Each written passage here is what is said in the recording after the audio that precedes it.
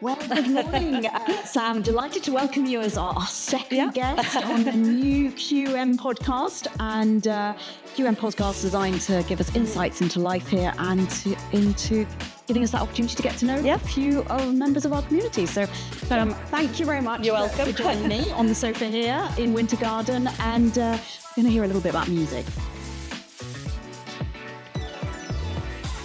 Tell us to start with your QM story. Well, I think like we've just been talking about, time flies in school. So I am in my 12th year and I can't quite believe it. So I started as assistant director of music and I've been director of music now for 7 years. And I just can't believe how fast it's gone and almost how much the place has changed, but also has stayed the same in a lot of ways as well. Yeah, 12 years. That's a significant commitment. You obviously enjoy life here. What makes it so special at QM? I think if you ask most people, actually, they will probably give you a very similar answer. I think there's probably a famous phrase that I won't get right, but about the people make the place. And it is the staff and it is the girls. And that doesn't change. I don't think there's a day that I kind of come to work and I don't laugh at some point, and that the girls aren't great to work with. It's that sense of kind of camaraderie and pulling together, especially in the music department. You know, we don't have the same rhythm necessarily as some of the other academic departments. Mm-hmm. We have pinch points and busy times, but it's always done with such a good sense of fun and such a good sense of pulling together from both the music team and the girls. And it's that gets you through and makes the place special. Yeah, and I think, music is so important here in QM. And I think an appreciation of music, an enjoyment of music is probably one of the many, but one of the greatest gifts that we can give girls in the school. How do you articulate, embed the importance of music in school life? That's a tough question, actually, to answer really quickly, because it is so important. It is so important from many different aspects, actually. I think to give girls musicianship and all the unique benefits that come from being a musician actually is so incredibly important and rich and varied, actually. You know, there are countless studies about the academic benefits that are beyond music if you study a musical instrument or if you have a lot of music in your life. It increases the pattern recognition side of your brain. There's kind of countless articles about what it does for math scores in schools, for kind of academic achievement all around. But the joy of music and what the girls get on a pastoral side is of equal value, actually. And when I have a notice board in my office and it's full of all those kind of lovely cards that we all get from the girls when they leave QM. And so many of them just say that music's is what gets them through when their days are tough. It's the friendships they form, being in the choirs and the bands and the orchestras. It's a really formative part of their upbringing actually here. And as it was for me, I think for many of us have those kind of formative memories of what music did for them in school, the confidence that the students get from their musical journeys here. It's a two... Absolutely. It's got two sides, very much so, actually. I look back to my school years. I was incredibly fortunate. I remember you saying you were involved in music. I recognise how it really instilled that love of music, appreciation of music that has stayed with me and is one of my highlights of the week here to sit and listen to chamber choir or looking forward to lunchtime at One's concert today.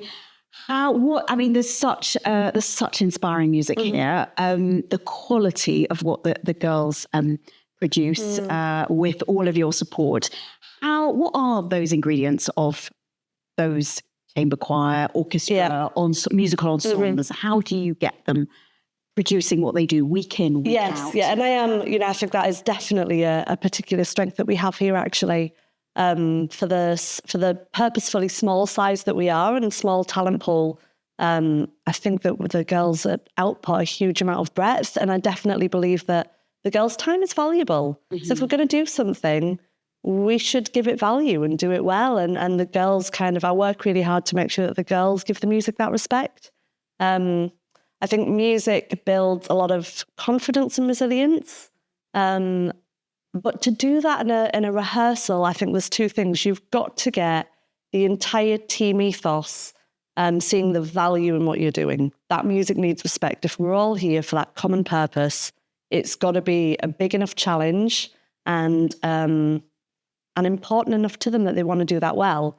But at the same time, we need to kind of set up an atmosphere by which we take the music seriously and we work hard, but we don't take ourselves too seriously, actually.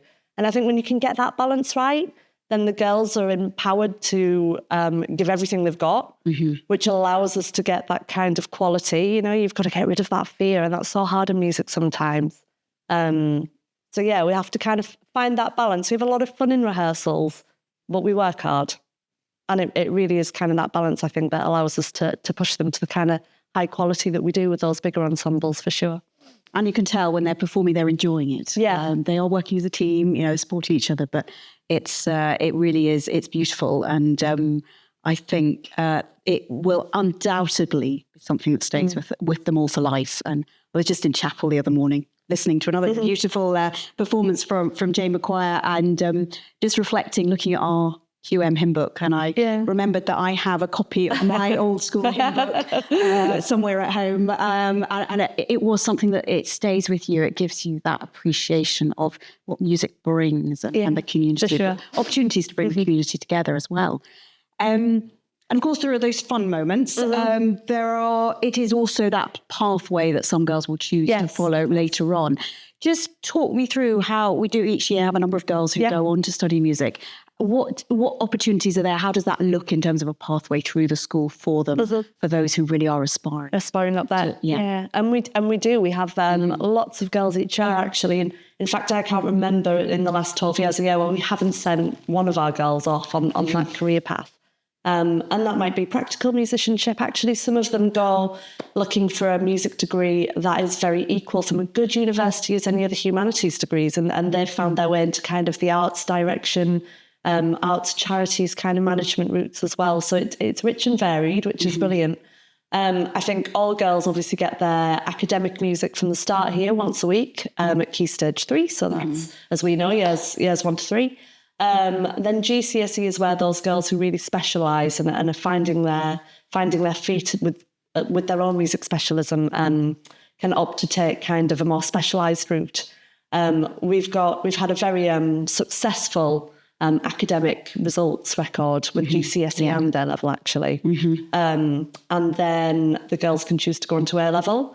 And similarly, we've had a 100% recital grade record in the last 4 years, which we're very proud of. Absolutely. It's been some outstanding results. You're being very having some really outstanding results in the music department. And again, it's just because they get that individual support. We really work them to undergrad level at that stage. And then that prepares them kind of for the academic world, I suppose. We often have, I think one anecdote that is speaks for itself, actually, is we often have girls come back to sing in choir in those big services. They love to kind of come back and sing again. And I had a couple of students who had gone on to Durham Uni kind of say, Dr Horseman, we're getting the highest essay scores in our year. And I know it's all the essay work. We did at A-level music. It's done us so well. We get it now. And I think kind of it's academically rigorous, that A-level. They get a lot of stretch in essay writing, in critical analysis. But on the other side of things, and what's quite exciting this year is that we're going to also be offering BTEC. And that's a very different qualification. For any music qualification, the girls will come out as better musicians, more holistically rich musicians. I mean, that is a given. But actually, the BTEC is brilliant because of those transferable skills. And that's where I think that one really comes into its own. I was having a conversation with a parent at the weekend, actually, at the sixth form open enrollment that we've just had. And the student wants to be a primary teacher. And we looked through the course, and all of a sudden I was talking about presentation skills, learning and having to log and plan directing rehearsals, which is very much teaching, actually. They have to learn to put bid processes in. They have to do financial planning for case studies. They have to learn time management, project management, events management. They have to produce portfolios of reports and analysis. And that is very much actually the way that assessment is going at university. You know, a lot of universities now are coming away from that traditional written exams and having a more holistic assessment system. And the BTEC is going to set up students with so many transferable skills, even if music isn't, you know, their their kind of final career destination. And I think that makes the BTEC particularly exciting, actually. And actually, that girl, I think I can. You're talking about. She's looking at how she can combine her, ambition to be a primary school teacher with her love of music, and that's lovely that it will stay. It will serve both, for sure. Absolutely. Yeah. And of course, there's those who are on that serious pathway and studying music and part of some of our formal ensemble. But also music is part of the fun. Very much so. There's fun as part of those ensembles if you're already spoken about. But there's also the fun element which runs through the school for those who are maybe not, don't see music as their pathway or kind of the main focus of their time. Tell me a little bit about the fun music side of the school. Yeah, absolutely. And I think the thing that's very much the topic of conversation in the minute is, of course, Fun Song. And that's part of, that's one of 2 big music events for the house team system here. Fun Song is probably the loudest thing I've ever heard in my life. The girls love it. And later on in the year, actually, is one of my favourite, and this is across all of the music, Soft Song, which is almost the serious counterpart to Fun Song, happens around February each year. And it's one of my favourite musical events because every single girl on the school site will sing together. I think that's really special. It's student-led and the girls have to produce a song of their choice in harmony. They have to do the arrangements. They have to learn to take the rehearsals. And it is just a really heartwarming, very sweet night, actually. But it still always has that sprinkle of kind of QM cheek and humour to it as well. There's some quality music happening, but with some kind of props and the odd twinkle in the eye and a bit of humour in there as well, which is very QM. But the fact that all girls sing on that night is, I think, really special, actually. We always have really high praise from our judges that come in to judge that. So Soft Song's one of my highlights, actually, on that side of things. Looking forward to it. And I know those are some of the activities that create that real sense of tradition in the school and join people together for years to come and across generations. I was chatting to some OMs, old Margaretians, just the other day who are now in their 40s who remember Fun Song. So it definitely is something that connects QM across generations. So I'm looking forward to that tomorrow night for Fun Song. And I think we're coming to the end of our time. But had this been Desert Island Discs, I would have taken you through your 8 tracks. And so now comes the moment. I'll jump straight to the end. If you were to be taking one musical item with you to a desert island, what would it be?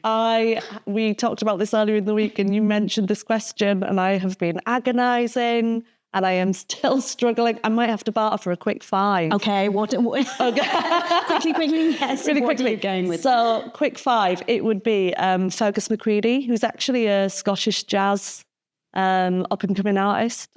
It would be the piano works of Ravel.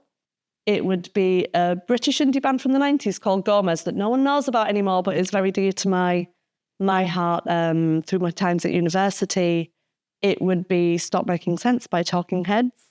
I'll stop there, but I couldn't possibly, you're asking a music teacher to narrow it down and I couldn't, but there we go. I think we've just stretched the rules of Desert Island Discs, but we'll allow that at QM. So thank you very much, Sam. It's been chatting to you.